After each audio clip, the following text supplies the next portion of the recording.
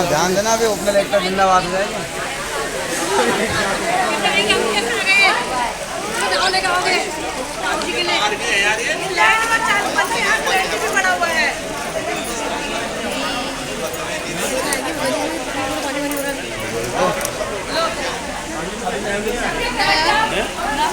नमस्कार।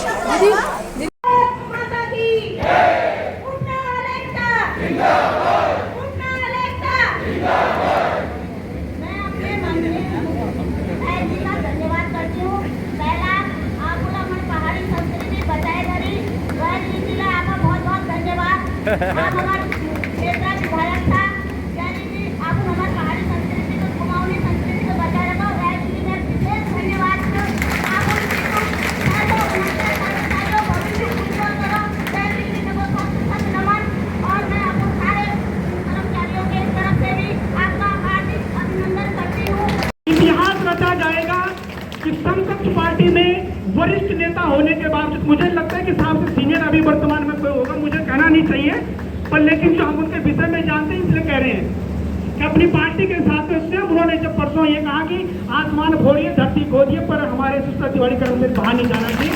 ये वात्सल्य, ये प्रेम हर जगह आपको मिलने को और दिखने को नहीं मिलेगा, सिर्फ ये बंसीधर जी ही दे सकते हैं आपको, इसलिए उनके साथ बने रहिए और कंधे से कंधे मिलाकर हम आगे बढ़ेंगे। उनका आशीर्वाद बना रहे। मैं माननीय विधायक जी का पुनः बहुत बहुत धन्यवाद आभार प्रकट करता हूँ। जितने हमारे कर्मचारी नेतागण हमारे साथ में आए हैं मैं सबका बहुत बहुत आभार प्रकट करता हूँ। भ्रमित न रहे, बहम में न रहे, हम एकजुट हैं। और सबसे बड़ी बात बड़े भाई पुजारी जी जिनके साथ में यहाँ से नहीं यहाँ से रिश्ता है, और मैं मानता हूँ कि अगर आप लोगों ने देखा होगा 2012, 13, 14 के कल पेपर की कटिंगें डाल रहा था तो उसमें ट्रक में पुजारी जी की फोटो भी दिखाई है। तो ऐसे कर्मचारी नेता आपको मिले हैं, नीरज भेड़े जी जैसे नेता मिले हैं, हमारे मोहन रावत जी हैं, पीएस घोड़ा जी हैं, डूंगर जी हैं, पूर्ण भट्ट जी हैं। और सबसे बड़ी बात है कि आप, मुझे लगता है कि हम सब आपस में एक तो नेता ही तो हैं जब तक हमारी समस्या समाधान नहीं हो जाता है। इसलिए अपने आप को नेता मानकर एक दूसरे का कंधे से कंधे सहयोग मिलाकर हमें चलना है। बाकी अब सब समझदार हैं, सब समझते हैं कि कहाँ हमारा पॉजिटिव कहाँ नेगेटिव हो सकता है। बहुत बहुत धन्यवाद सबका, बहुत बहुत जिंदाबाद। मैं आज ये लद्दाखी बैंक्वेट हॉल के प्रांगण में सुशीला तिवारी के सारे 669 कर्मचारियों की तरफ से माननीय विधायक जी आपका हार्दिक अभिनंदन करता हूँ, स्वागत करता हूँ।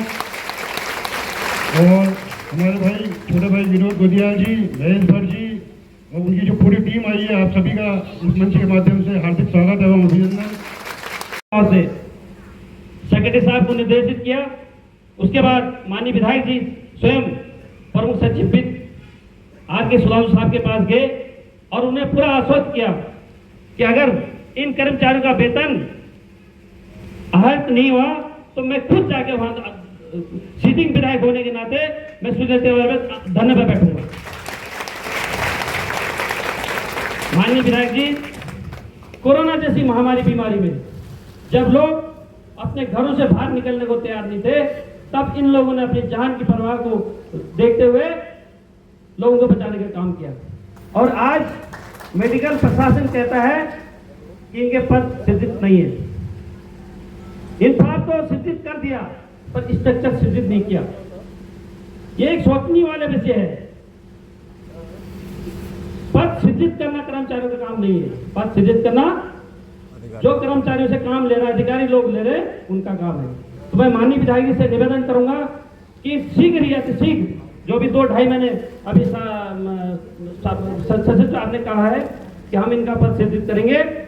मैं माननीय विधायक जी 10 और 12 या 15 हजार रुपए अगर इन कर्मचारियों को पिथौरागढ़, श्रीनगर, हरिद्वार भेजा जाएगा तो कहाँ क्या क्या करेंगे 10-15 हजार रुपए में? कुछ नहीं कर पाएंगे।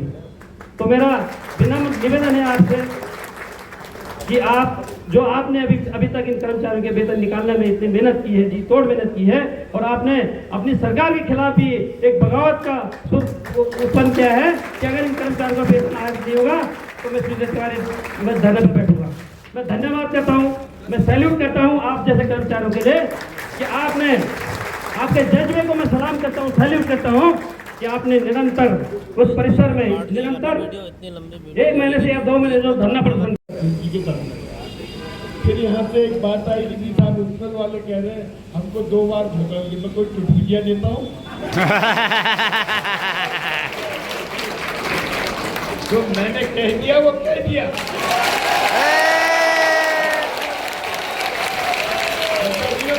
सरकार हमारी बात को न माने, निश्चित रूप से हमारे सरकार हमारी है और हम पूरे अधिकार के साथ बात करते हैं। मेरे कहने के बाद धोखा हो फिर तो हमारे लिए जीना बेकार है। सरकार ने बेकार तो खैर मैंने तो छत्तीस से कहा उन्होंने मना कर दिया, बोले ठीक है तुम मत पढ़ना बीच में, अब इनको रखना ही नहीं है। लेकिन भगवान ने सद्बुद्धि दी, आप लोग लौट आए, आपने कहा नहीं हम मानते। मैंने अध्यक्ष जी को भी बताया था, उन्होंने कहा नहीं गलत कर रहे हो। तो दीपक जी ने बड़ा भूल किया उसमें, शायद मुझे लगता है धन्यवाद। तो ये मित्रों को लेके आए, जो भी हुआ भगवान ने अच्छा करा, नहीं तो ये बात बिगड़ जाती। तो आपने जो किया है अच्छा किया, आपका काम होके रहेगा। बहुत बहुत धन्यवाद। उपनल एकता